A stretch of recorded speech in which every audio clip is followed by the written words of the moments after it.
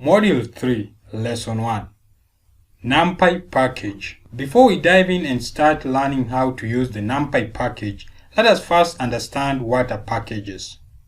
Packages are simply predefined functionalities for specific tasks stored in one place. So assuming you have 3 houses, one house is specifically for storing food, the other house is also for storing clothes, and the last house is specifically for water. And so, if you need food, you'll go to this house here, while if you need clothes, you'll go to this other house, and if you need water, you'll go to this other house. This is the same concept that is used when working packages. If you need a package for scientific coding, you'll probably use a package for scientific coding. If you need a package for visualization, you'll probably use a package for visualization. And so, the main packages that are used in data science are the Numpy package, the Pandas package, and the Matplotlib package. So, the Numpy package is specifically used for scientific and mathematical calculation, while the Pandas package is specifically used for data manipulation, and the Matplotlib package is specifically used for data visualization. So, let us jump in and start working with these packages. The first package that we're going to see is the Numpy package. The name Numpy stands for Numerical Python, and this is a core library for numeric and scientific computing. The basic building block for Numpy package are what we call the Numpy array. And this, you need to understand how to work with this array so that you become proficient in working with Numpy. We have single dimensional array and multi-dimensional array. The single dimensional array can be created by importing this Numpy package as written here and then using this array method with one list inside of it, while the multi-dimensional array can be created again by importing the Numpy package and then using this array method with 2 lists inside of one list as shown here. Let us dive in and see how we can work with Numpy arrays. In order to work with packages, the first thing you need to do is to import these packages to your project. And the way you do it, you just write this code, very simple, import. In this case, we are working with Numpy package. We write import Numpy as np. This np right here represent an alias of this Numpy package. You don't want to repeat this Numpy name over and over when using its functionalities in your code. That's why I'm using this alias np. So the first thing while working with Numpy array, as we saw, is that you need to know how to create Numpy arrays. That is the first thing you need to know while working with Numpy package. And the way you create a Numpy array, let us give this Numpy array the name n1, which will be np.array. And inside this array, you passed a list. In this case, let us give it 10, 20, 30, 40, 50. And let us print it down here. And so if I run this code, you see it prints array 10, 20, 30, 40, 50. And one more thing, this is a unidirectional Numpy array, which means you do not have more than one rows. It is just like in one line. And so suppose if I want to create a Numpy array with many columns and with many rows, the way I can do this is also very simple. Let us call it n2 is equals to np.array.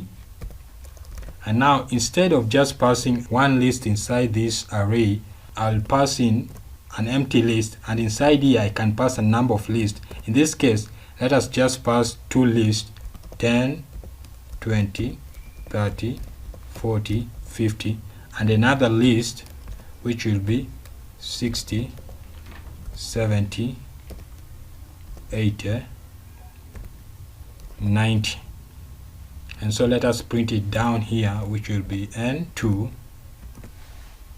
You see down here, it prints array, list, list with 2 lists inside it.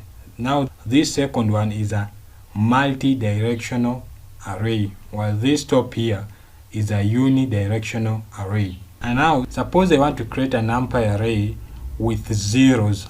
Let us say I want to create a NumPy array that is already initialized with the zeros in it. The way I can do it, just type n3 is equals to np dot, in this case I'll say 0, and then inside here I'll just type the number of columns and rows I want this array to have. Let us say it is 2 and 3, and so this should be zeros. np dot zeros, that is what I type. If I print this array down here, you see it prints a 2 by 3 array that is initialized with 0.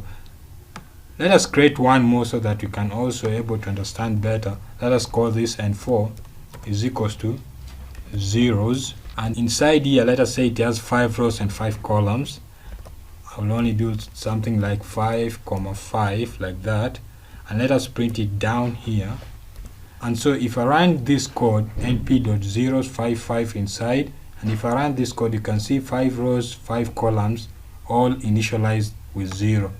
And suppose I want again to initialize an array, but in this case now I want it to be full of a very specific number. Let's say I have a 5 by 4 array, that is 5 rows and 4 columns, but instead of having 0, it has, let us say, 6 in every of these indexes. The way I can do it, let's just call it n5 is equals to np.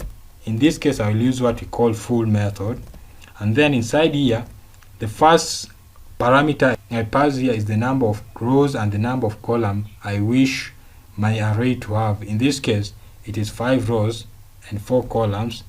The next parameter I pass here is the number that I want it to be filled, or rather to occupy the indexes of this array. In this case I want the number 7.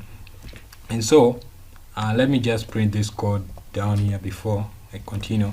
And so you can see down here I have an array with 1, 2, 3, 4, 5 rows with 4 columns that is full of 7. That is the very easy way you can create an array that has its indexes has been filled with a specific number. Now I have included comments on this code so that you can be able to understand when going through it at your own time. So the next thing I want us to look, suppose you want to create an array that has a range of values between it. Let us say it has a range value of 1 to suppose maybe 10. The way you can do this, let me just create another variable here, n6 is equals to np dot, and use this method known as arrange. In fact, let me just add a comment here so that you can be able to understand. Let me say create an array with a range of values, the range of values like so. And so down here I'll just come np.arrange, then I'll pass the range inside, which would be 1 to 10.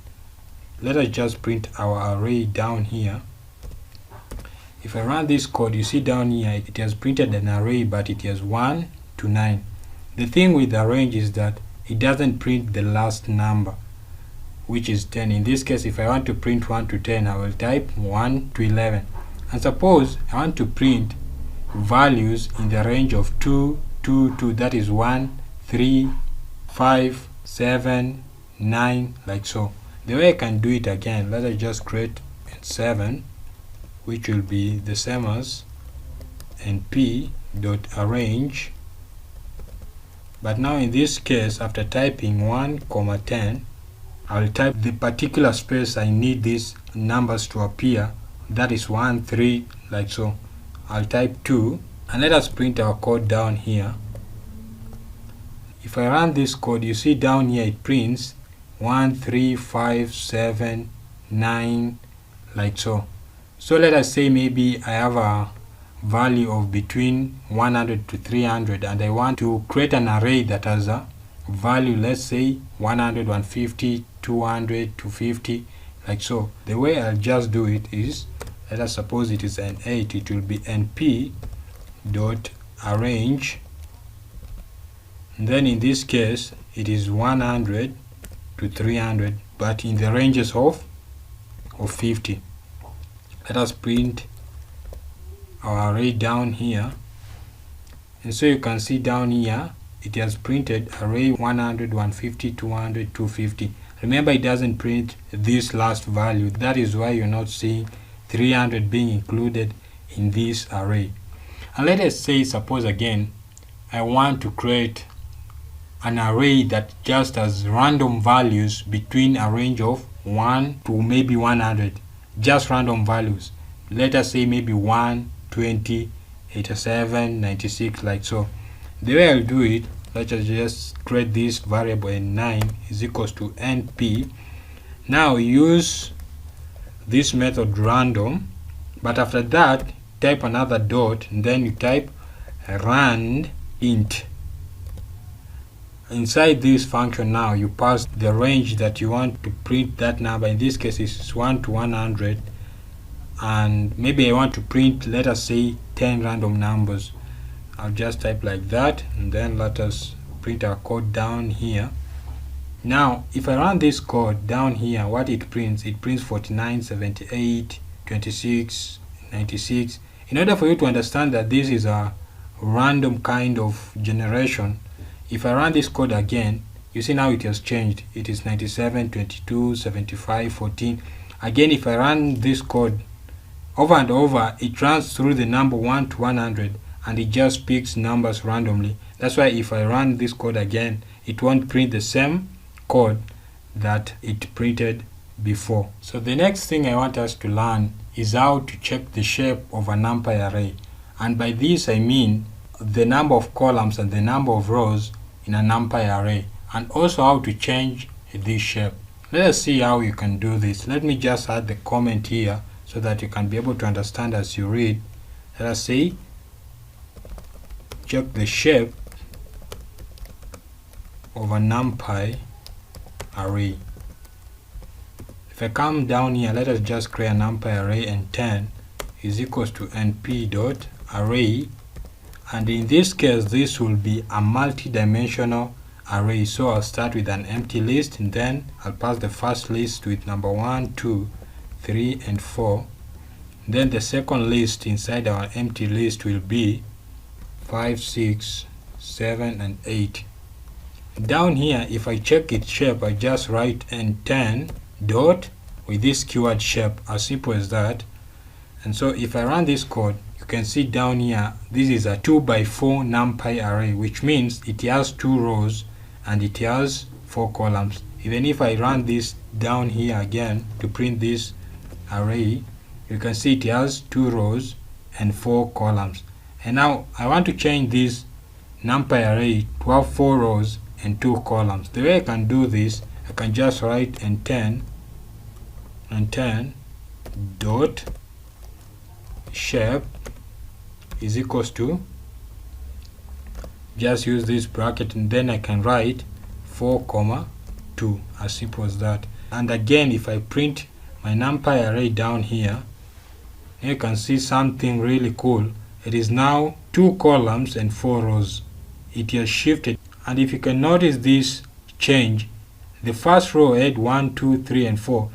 It is just taken the first row and place it in a kind of sequential indexes. By this I mean 1, 2, 3, 4, the first 4 numbers. And if you check 5, 6, 7 and 8 has been placed after 1, 2, 3, 4, and then 5, 6, 7 and 8. And that is what it is basically doing behind the hood in order to change the shape of this Numpy array. The next thing I want us to see is the addition of Numpy arrays. And the way you can perform addition of Numpy arrays is by using the method sum. Let us just create 2 Numpy arrays and then see how we can sum up these 2 arrays. So let me just add a comment here and say summation of Numpy arrays. So let us create our first Numpy array, which will be np dot array. Then inside here we'll pass a list, and in this case I'll just pass 2 items, that is 10 and 20. Then let this be n11. Then let me create another Numpy array, and 12 equals to np dot array.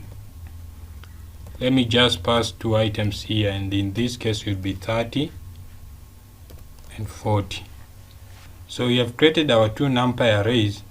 The first thing you can do with a NumPy addition is that you can sum all these items that are in these two arrays, that is 10 plus 20 plus 30 plus 40.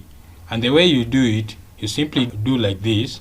You say, let us create another array and say n3, which will be equal to np dot sum, and then inside here you pass a list of the two NumPy arrays that you want to sum. In this case it is n11 comma n12.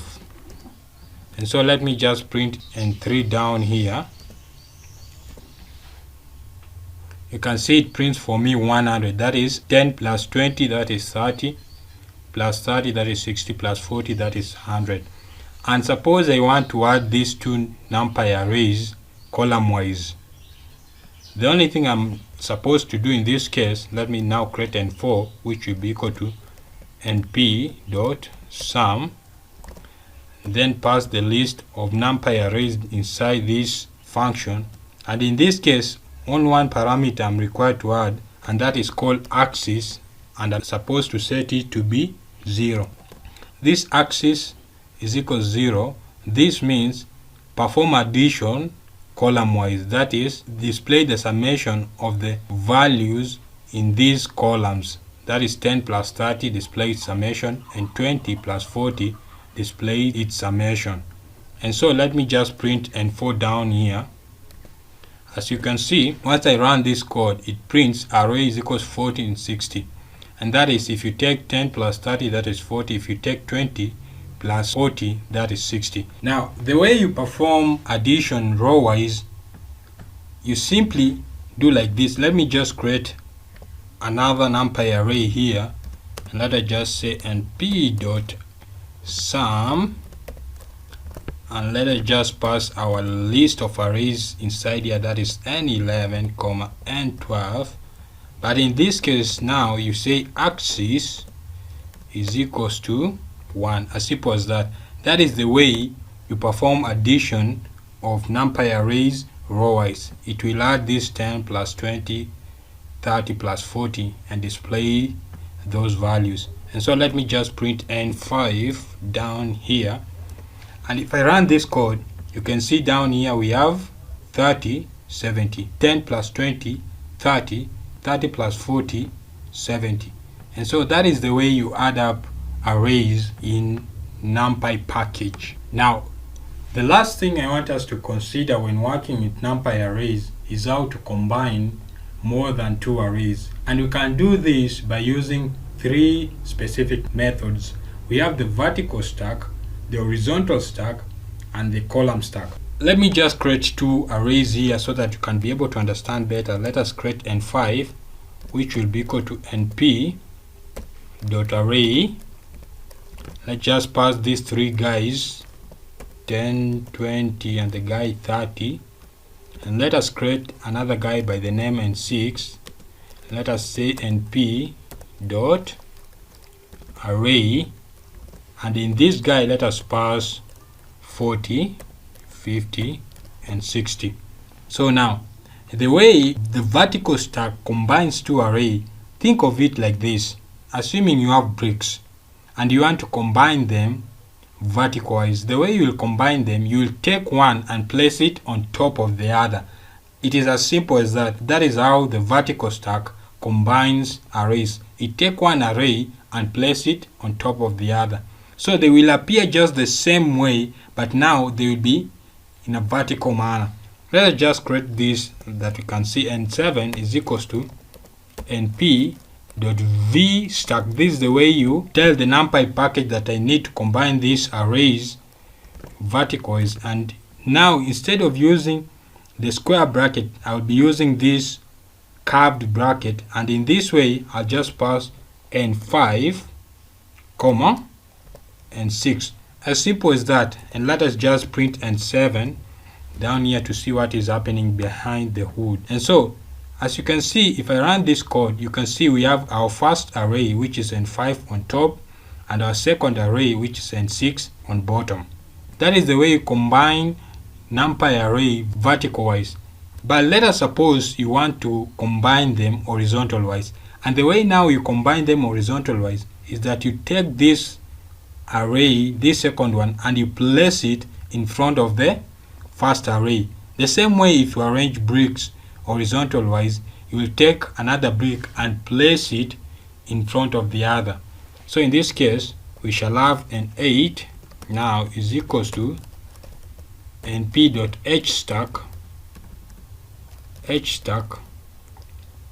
That is the way you call this method, and then our brackets as usual, and then you pass n5 comma n6, as simple as that. And now let us print an 8 down here to see what is happening behind the wood. And if I run my code, you can see now all these arrays are kind of stacked in one horizontal line. It has picked this second guy 40, 50, 60 and placed him in front of this other guy 10, 20, 30. Then we have 40, 50, 60. The last guy, this guy by the name column stack. Now the way you can think of column stack is that it takes this first guy, this n5, and place him in one column. Then take this other guy and place him in another column. As such, this combination of these two columns forms another array which is now displayed. Hope you have understood. So if I say n9 is equals to, then if I say np dot column, in this case you put underscore stack, and then inside here we shall have n5 comma n6. Let us just print n9 down here, and if I run this code, you can see something really cool. Wow, this is really beautiful. We have 10, 20, 30, that is the first array has been placed in another column. Then we have 40, 50, 60 has been placed in another column. So that is the way you combine arrays in NumPy package. And thank you so much. You have come to the end of this lesson, and this is the basics that you need to understand when working with NumPy package for data science. Now you are well prepared for our next lesson, which will be working with the Pandas package. Thank you.